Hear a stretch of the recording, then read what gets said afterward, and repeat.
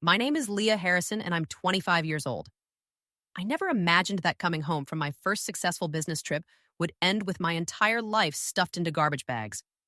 The black plastic bulged with my possessions, lined up like funeral monuments at our front gate. My mother stood there, arms crossed, with my three siblings flanking her like soldiers. Their faces showed no warmth, only cold resolution. The smile I had worn since landing disappeared instantly as Mom spoke those cutting words. "You are 25 now. It's time for you to get out." Before I continue, let me know where you're watching from. Hit like and subscribe to join me on this journey of family betrayal and unexpected strength. Growing up as the youngest of 4 children in our suburban Chicago home was never easy. My father passed away when I was just 7, leaving my mother, Sandra, to raise us alone. My oldest brother, Jackson, was already 18, my sister, Natalie, was 16, and my brother, Kevin, was 14. They had years of memories with Dad. I could barely remember his face without looking at photographs. After Dad died, Mom changed. The warm, laughing woman from my earliest memories hardened into someone who measured love by achievement and obedience. She worked 2 jobs to keep us afloat and reminded us daily of her sacrifices. "I gave up everything for you kids," became her mantra, usually followed by, "the least you could do is..." Being the baby of the family meant I got both the benefits and the burdens. Mom was more financially stable by the time I needed braces or college tuition, but the emotional toll of single parenthood had worn her down. She controlled every aspect of my life with iron determination, from my friends to my college major. My siblings had all followed the paths she approved. Jackson became a surgeon, Natalie a corporate attorney, and Kevin a successful engineer. They married people Mom liked, bought homes in neighborhoods she approved of, and had children on the schedule she deemed appropriate. They were her success stories, proof of her excellent parenting. Then there was me. I studied marketing instead of medicine or law, took a job at a startup instead of an established firm, and remained stubbornly single at 25. While I wasn't rebellious by most standards, in our family, I was the black sheep. "When will you get a real job?" Mom would ask at Sunday dinner. Natalie was already making 6 figures at your age. Despite these tensions, I chose to live at home after college. At first, it was practical. My entry-level marketing job paid modestly, and Chicago housing prices were astronomical. Living with Mom let me save money and pay off my student loans faster. "You can stay as long as you need," she'd said when I first moved back. "Family supports family." But her support came with conditions, mostly unspoken, but always there. I paid rent, bought groceries, and handled most household chores. I drove her to appointments, helped with tech problems, and listened to hours of complaints about neighbors, co-workers, and sometimes my siblings, though never when they were present. My siblings still saw me as the baby, someone whose opinions didn't count. When disagreements came up, they sided with Mom, dismissing me as immature. "You'll understand when you have more life experience," Jackson would say. Despite the fact that I'd lived on my own through 4 years of college and traveled internationally, experiences he'd never had. The tension between independence and family obligation kept growing as I approached my mid-20s. Friends my age lived with roommates, dated freely, and stayed out late without texts demanding their whereabouts. I envied their freedom, but felt trapped by financial reality and duty to my family. Then came the opportunity I thought might change everything. Our marketing firm landed a major client, and as the team member with the freshest ideas, I was chosen to present our campaign in New York. It would be my first business trip, my first solo presentation to a major client, and potentially my first big career break. The presentation was set for Thursday, with meetings continuing through Friday afternoon. I had spent weeks preparing, rehearsing until I could recite the pitch in my sleep. The night before my flight, Mom seemed distracted during dinner, barely acknowledging my nervous excitement. "I'll be back late Friday night," I reminded her as I washed the dishes. "Fine," she said without looking up from her phone. "Jack and Natalie are coming over on Saturday with the kids. Make sure you're here to help." I promised I would, swallowing my disappointment at her lack of enthusiasm. In my heart, I hoped this milestone would finally earn her approval. If I could prove my career path was viable, maybe she'd see me as an adult, not a disappointment. The New York presentation exceeded expectations. The clients loved our campaign, requesting only minor adjustments before approving the 7-figure budget. My boss took me to dinner afterward, discussing a possible promotion and raise if the project launched successfully. "You have real talent, Leah," he said. "I see a bright future for you here." His words warmed me more than the expensive wine we shared. For once, someone saw my potential instead of my shortcomings. During my limited free time, I bought small gifts for everyone.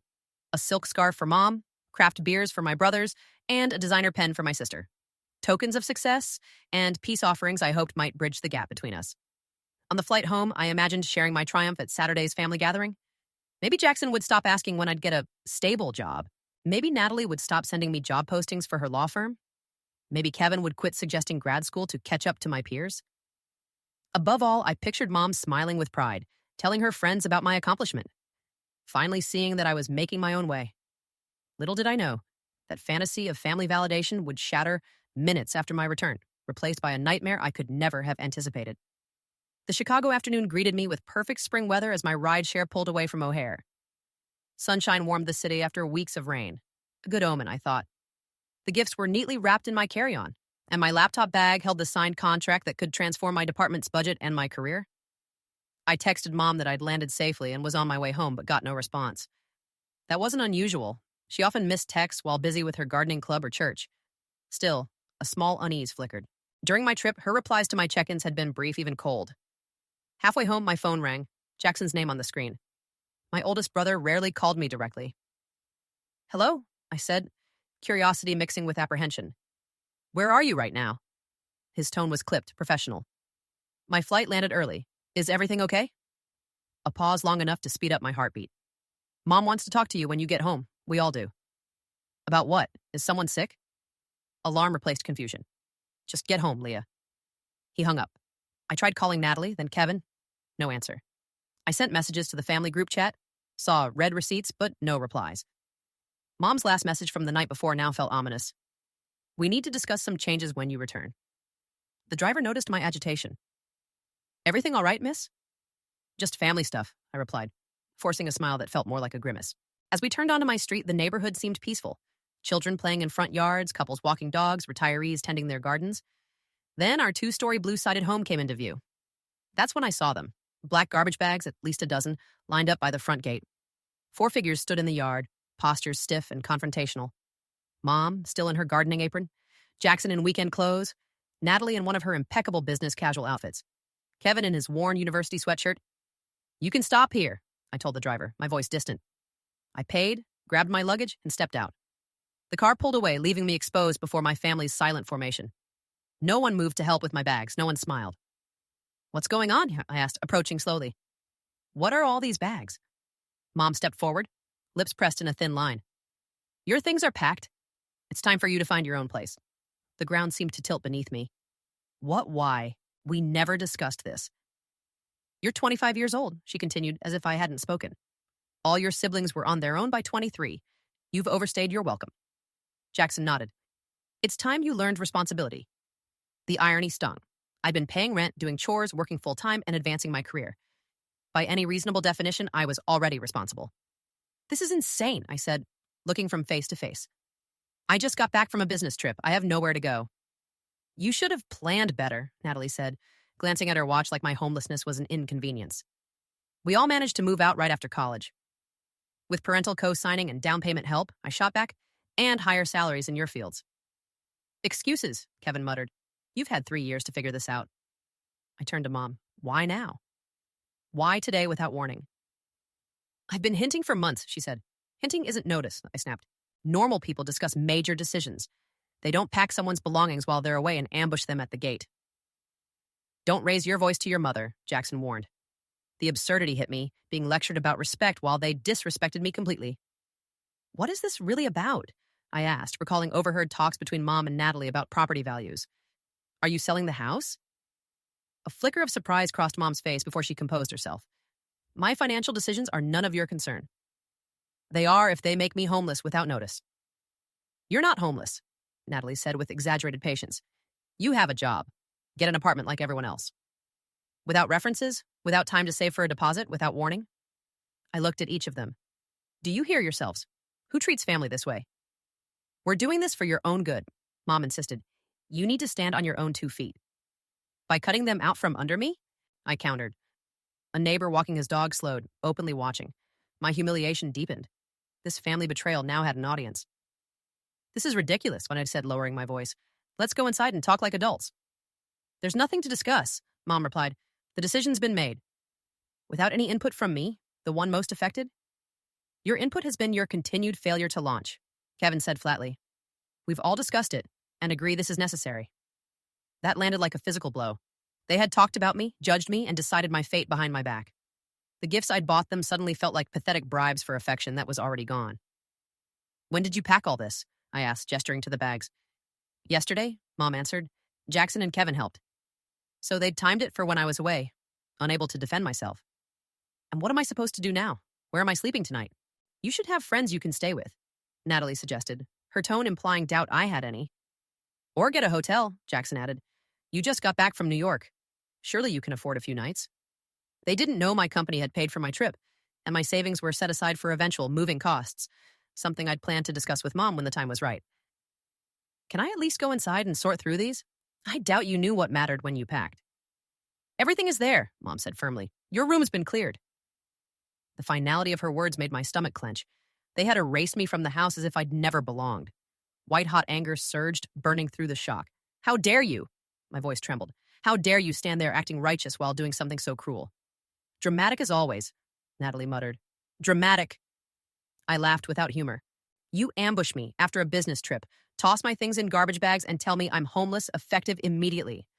But I'm the dramatic one? We knew you'd react this way, Jackson said. That's why we did it while you were gone. You mean, so I couldn't defend myself? That's not responsible. It's cowardly. Mom's face flushed. Don't speak to us that way after everything I've done for you. What exactly have you done for me lately? Charge me rent? Make me do most chores? Criticize my career? Compare me to my siblings? You ungrateful little, she began. Ungrateful? I cut her off. I've thanked you, helped you, supported you emotionally and financially, swallowed every criticism, endured every comparison, still showing up with love and respect. The facade of family unity cracked as Mom turned to Jackson. I told you she'd make this difficult. Make what difficult exactly? I pressed. Why now? Why the rush? Why garbage bags instead of boxes? Why the audience? I gestured toward my siblings. Kevin shifted uncomfortably, the first sign he might not be fully on board. Mom is selling the house, he admitted. Kevin, Natalie hissed. She deserves to know, he shot back. The truth spilled out in fragments as they argued. Mom had received an offer on the house, well above market value. The buyers wanted immediate occupancy. Instead of telling me, she and my siblings decided my share of any inheritance would be reduced to compensate for my extended stay at home. So this is about money, I said, the pieces falling into place. You're pushing me out so you can sell, and you don't want me to claim my share. You haven't contributed to the mortgage, Natalie argued. I've paid rent for 3 years, I countered. Where did that money go, if not toward the house? Your rent barely covered food and utilities, Mom dismissed. And what about Dad's will? I asked. He left the house to all of us. I remember the lawyer saying so. Uncomfortable glances passed between them. They'd hoped I wouldn't remember or wouldn't fight. You'd sue your own mother? Jackson asked, incredulous. You'd disinherit your own daughter? I fired back. We reached an impasse, standing there while neighbors pretended not to watch. 3 years of resentment boiled over. You've never respected my choices or seen me as an equal adult. You've used me as free labor, emotional support, and a convenient target for your disappointment. And now you throw me out when it's financially convenient. No one denied it. Their silence said everything. In that moment of clarity, I made my decision. I walked to my car, parked on the street, and opened the trunk. What are you doing? Mom demanded. Leaving, I replied simply. Isn't that what you wanted? One by one, I loaded the garbage bags. They contained my entire life. Clothes, books, electronics, mementos, packed without care. When the car was full, I turned to face them one last time. You know, I just landed the biggest client in our firm's history. I was about to get promoted. I brought you gifts to celebrate. I thought you'd be proud. I laughed softly at my own naivety. I won't stay where I'm not wanted. To their surprise, I smiled. Not from joy, but from the weightlessness of having nothing left to lose. Goodbye. I hope the money's worth it. I drove away without looking back, tears blurring my vision as I navigated streets that suddenly felt unfamiliar. My phone buzzed repeatedly, messages from my family, no doubt, but I ignored them. With no plan and nowhere to go, I called the only person I trusted completely, my college roommate, Zoe. Through choked sobs, I explained what had happened. Come here now, she said without hesitation. You can stay as long as you need. Zoe lived in an apartment about 30 minutes away with her boyfriend, Tyler. When I arrived, they helped unload my car without judgment, setting up their spare room as a temporary sanctuary. That first night was the lowest point. Curled on an unfamiliar bed, surrounded by garbage bags I couldn't bear to open, I cycled through shock, grief, and rage. My phone kept buzzing until Zoe finally convinced me to read the messages. They were exactly what I expected. Mom insisting I was overreacting, Jackson lecturing me about responsibility, Natalie sending links to overpriced apartment listings. Kevin alone expressed some regret. Not about the decision, but the way it was done. These people are toxic, Zoe said after reading them. You need space from all of them. They're still my family, I whispered. Family doesn't treat each other like this, Tyler interjected. What they did was emotional abuse. The word felt extreme, but hearing it from someone outside the situation made me see it differently. What had happened wasn't normal, and it wasn't my fault. That night, I made two decisions. I would build a life completely independent from my family, and I would never again measure my worth by their approval. The first week after being forced out was a blur of practical challenges. Zoe and Tyler's generosity bought me time, but their one-bedroom apartment was too small for 3 adults long-term. During lunch breaks at work, I scoured apartment listings, quickly discovering Chicago's rental market was even tougher than I'd feared. Most landlords wanted proof of income 3 times the rent, perfect credit, first and last month's rent, plus a security deposit and references. My savings, which had seemed decent while living at home, barely covered those upfront costs. After 10 days, I found a tiny studio in a less desirable neighborhood with a landlord willing to take a larger deposit instead of rental history. It was far from ideal, peeling paint, outdated appliances, strange noises through thin walls, but it was mine. No one could pack my things or question my choices. Moving in made me realize how little I actually owned. My family had packed my personal belongings, but none of the essentials for independent living, no dishes, no towels, no cleaning supplies, and no furniture beyond my bedroom set. We'll have a housewarming, Zoe declared while helping me unpack. Everyone brings something useful instead of decorative junk. True to her word, she gathered a small group of college friends and coworkers. They arrived carrying secondhand furniture, kitchen essentials, and household basics. By the end of the night, my bare apartment had transformed into a functional living space. It's not much, I apologized, sitting on mismatched chairs as we ate pizza off paper plates. It's a beginning, my friend Amber said gently. And you did it without their help. Reality hit hard that first month. After paying rent, utilities, groceries, and transportation, my once decent salary left almost nothing for savings or emergencies. I started tracking every expense, meal planning, and learning which stores had the best prices. Work became my anchor. The Monday after moving out, I arrived early, determined to pour all my energy into finalizing the New York client's campaign. 2 weeks later, my boss stopped by my desk. You've been putting in serious hours, he said. The New York presentation was excellent, and your follow-up's been impeccable. Thank you, I replied simply, not mentioning the personal chaos fueling my focus. We're restructuring the team, he continued. I'd like you to lead the digital marketing division. It comes with a 15% raise and more responsibility. The promotion couldn't have come at a better time. The extra income eased my financial anxiety and, more importantly, validated the career path my family had dismissed as not good enough.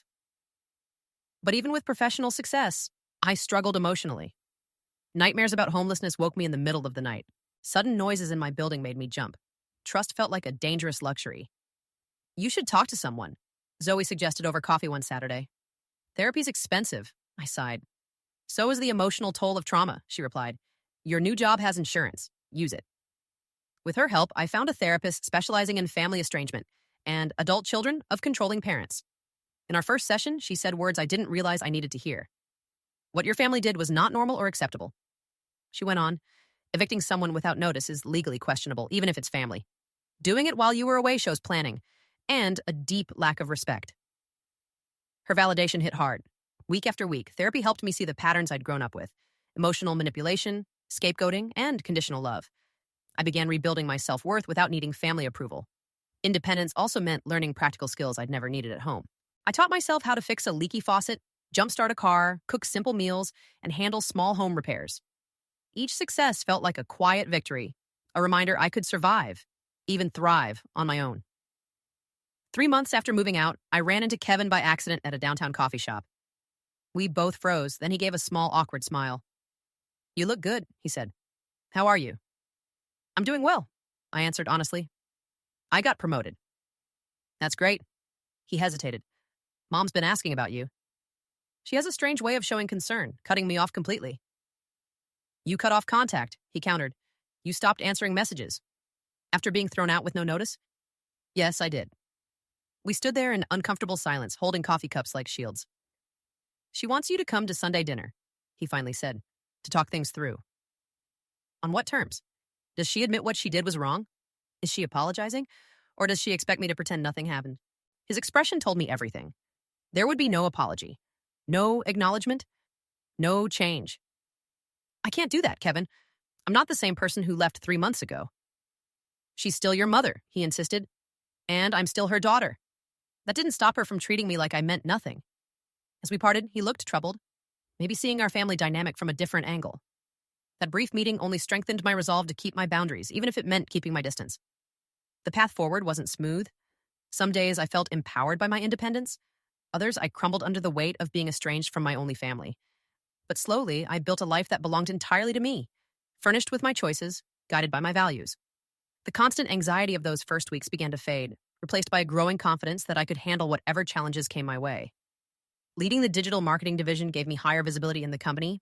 I built a small but strong team, introduced new analytic strategies, and delivered results that impressed both clients and executives. Your campaign increased engagement by 40%, our CEO said during a quarterly review. That's impressive work, Leah. The public acknowledgement meant more than any family approval I'd ever chased. With financial stability came practical upgrades. I traded my unreliable used car for a newer model with a warranty. When my lease was up, I found a safer, brighter apartment with a little balcony for herbs and flowers. Decorating became an act of self-discovery. For the first time, I could choose without worrying about my mother's opinions. I found myself drawn to mid-century modern furniture, bold colors, and functional spaces. "This place feels like you," Zoe said when she visited. "Your old room never did." She was right. My childhood bedroom had been stuck in time, and my space at Mom's had always felt temporary. This apartment was the first place that truly reflected who I was becoming. I also began expanding my social world. I joined a book club, volunteered at a local food bank, and started accepting work event invitations I used to avoid. That's how I met Daniel, a graphic designer who collaborated with me. Our professional relationship became a friendship, and slowly a cautious romance. On our third date, he asked, "Tell me about your family." "That's complicated," I said, giving him a condensed version of recent events. "They sound toxic," he replied simply. "I'm sorry you went through that." No excuses, no blaming me, just validation. Daniel's healthy family relationships gave me a glimpse of what I'd been missing. Sunday dinners at his parents' house were filled with respectful conversations, genuine interest in each other's lives, and disagreements handled without cruelty. Watching them was both painful and eye-opening. In therapy, my sessions began shifting from crisis management to deeper healing. With my therapist's guidance, I examined patterns from my childhood, recognized unhealthy coping mechanisms, and learned how to set boundaries, not just with my family, but in every relationship. "You've made remarkable progress," my therapist told me one afternoon. "You're breaking generational patterns." That comment struck me. The biggest victory wasn't the promotion or the apartment. It was the internal shift. I could finally see the dysfunction for what it was and choose not to repeat it. I became more confident at work, pitching bold ideas and defending them with ease. In friendships, I stopped agreeing to things that drained me. I revisited old passions I'd abandoned because they didn't meet family approval, like photography and creative writing. Eventually, I made the hard decision to block my mother and older siblings. Months of messages, ranging from guilt trips to outright hostility, had made it clear that every interaction set my healing back. Kevin was the only exception, as his texts had become genuine, if awkward, attempts at keeping in touch. 5 months after I left, I attended a marketing conference and unexpectedly ran into Mrs. Reynolds, my high school journalism teacher. She'd always encouraged my creativity when others focused only on grades and comparisons. "Leah Harrison, how wonderful to see you," she said warmly. Over coffee, she told me she was proud of me, not because of titles or salaries, but because she'd always seen potential in my unique perspective. That conversation inspired me to start a blog for young adults building lives without family support. I wrote about budgeting, self-care, and emotional resilience. To my surprise, readers began sharing how my posts helped them through holidays, breakups, and job changes. Helping others turned my pain into purpose and gave me a sense of community I never thought I'd find again. 6 months after finding my belongings in garbage bags, my phone began buzzing nonstop. At first, it was one message from Mom, then 5, then dozens. By evening, there were 60 in total. They ranged from accusations to pleading, "Where are you? Why won't you answer? After everything I've done for you, I need to talk to you. This is an emergency. Please call me." The final one sent at 11:30 p.m. was different. "I made a mistake. I need your help." Against my therapist's advice, I read them all. Something had clearly happened, something big enough to pierce through her pride. The next morning, I called Kevin. "What's going on with Mom?" He sighed heavily. "She lost everything." Piece by piece, the story unfolded. Mom had sold the family home for a substantial amount, but instead of securing her retirement, she'd handed the entire sum to a so-called financial advisor introduced by a church acquaintance. It was a scam. He'd disappeared with her money and the savings of at least 10 other people. "That's awful," I said, genuinely sympathetic despite our history. "But why contact me now? Where are Jackson and Natalie?" They're not speaking to her, Kevin admitted. She promised each of us part of the house proceeds. Jackson already put money down on a vacation property. Natalie was planning a home renovation. And you? I was more cautious, he said, but I'm still angry. She made big decisions without talking to us, and now... He paused. She has nowhere to live. The new owners took the house last week. She's been in a motel, but the money's running out. Where does she think she's going to stay? I asked slowly. She mentioned your apartment. A cold wave of disbelief ran through me. After throwing me out without warning, my mother now planned to move in with me. That's not happening, I said firmly. I know, Kevin replied, surprisingly quick to agree. That was easy, but she needs something. She's still our mother. She forced me to face hard questions about obligation, forgiveness, and boundaries. What did I owe the woman who had raised me but also betrayed me? Could I help her without sacrificing the independence I'd fought so hard to build? After talking it through with my therapist, I agreed to meet Mom at a coffee shop, neutral ground, where I could leave any time if it turned ugly. Daniel offered to wait nearby just in case. When she walked in, I barely recognized her. The confident posture was gone, replaced by a nervous hunch. Her designer outfits and flawless makeup were swapped for casual clothes and minimal cosmetics. She looked like she'd aged years in just months. Thank you for coming, she said quietly, hands clutching her coffee cup. I didn't think you would. I almost didn't, I replied truthfully. We sat in silence, the weight of our history hanging between us. I lost everything, she said at last. The house, the money, everything. Jackson and Natalie won't talk to me. They say I betrayed them. I nodded, acknowledging her pain without taking responsibility for it. I need help, Leah. Her voice cracked.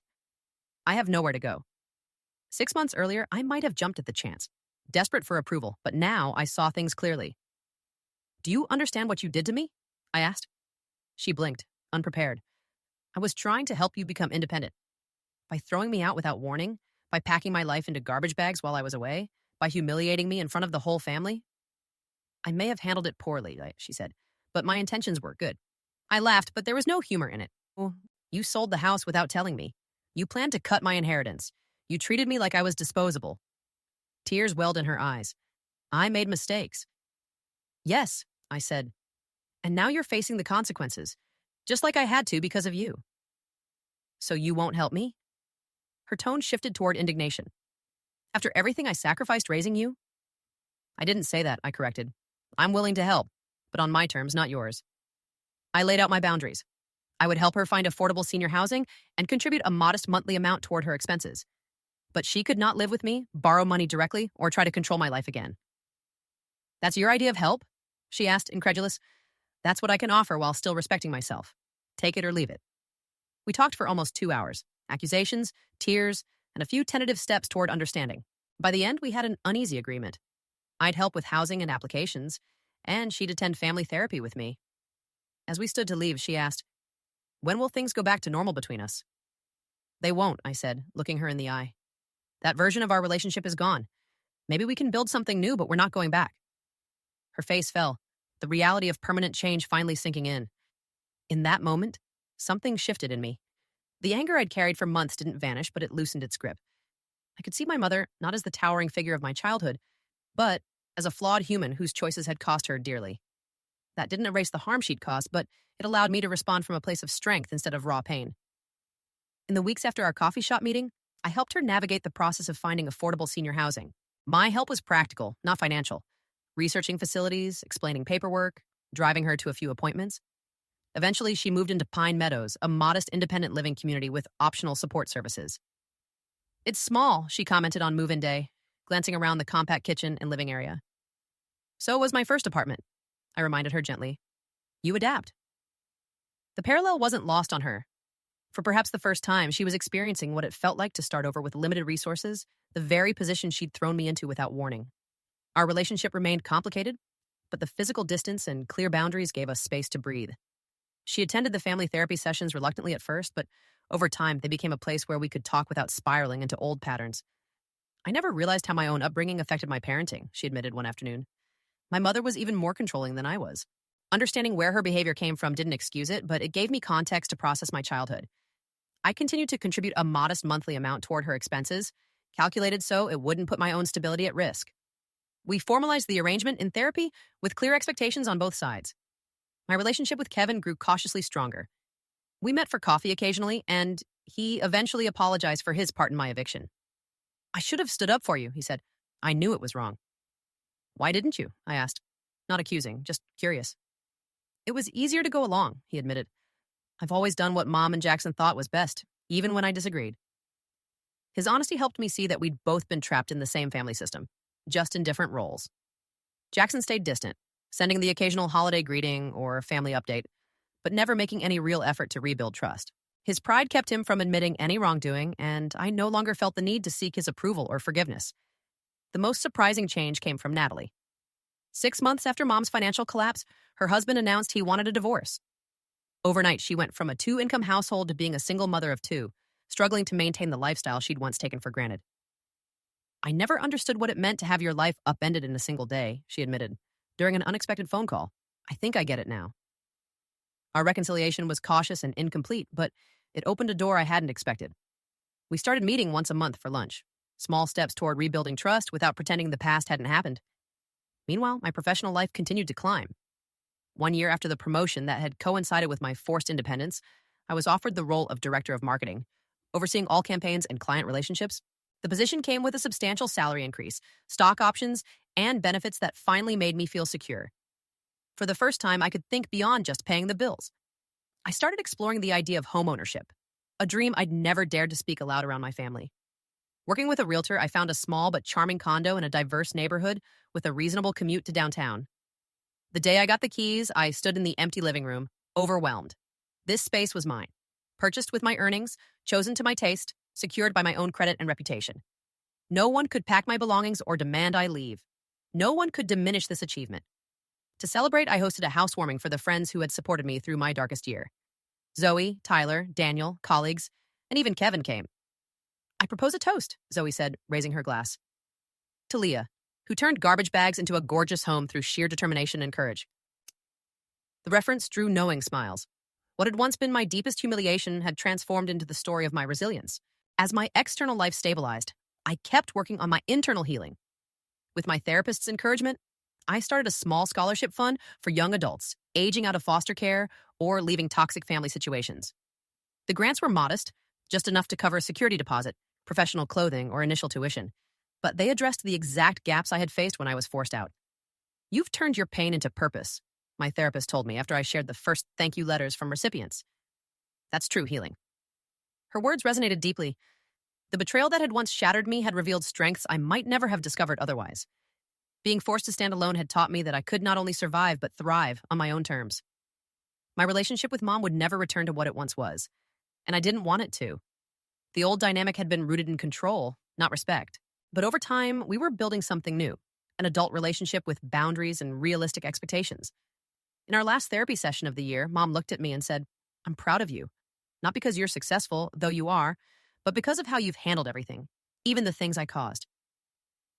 The acknowledgement, free from comparison to my siblings, was perhaps the most genuine she had ever given me. It mattered, but not in the way it once would have. Her approval was no longer the foundation of my worth. That was the biggest lesson of all. Love shouldn't require perfect compliance. Achievement shouldn't be the price of belonging. And family, while important, shouldn't define your entire sense of self. Sometimes being forced out of what you think is home leads you to where you truly belong, both in the world and within yourself. What began with garbage bags at a gate ended with the keys to my own front door, both literally and metaphorically. In losing what I thought I needed, I found what I truly deserved, a life built on my own choices, not someone else's expectations. Have you ever faced a betrayal that ultimately made you stronger? How did you rebuild after everything fell apart? Share your story in the comments, and don't forget to like and subscribe if this resonated with you. Remember, sometimes the most painful endings lead to the most beautiful beginnings.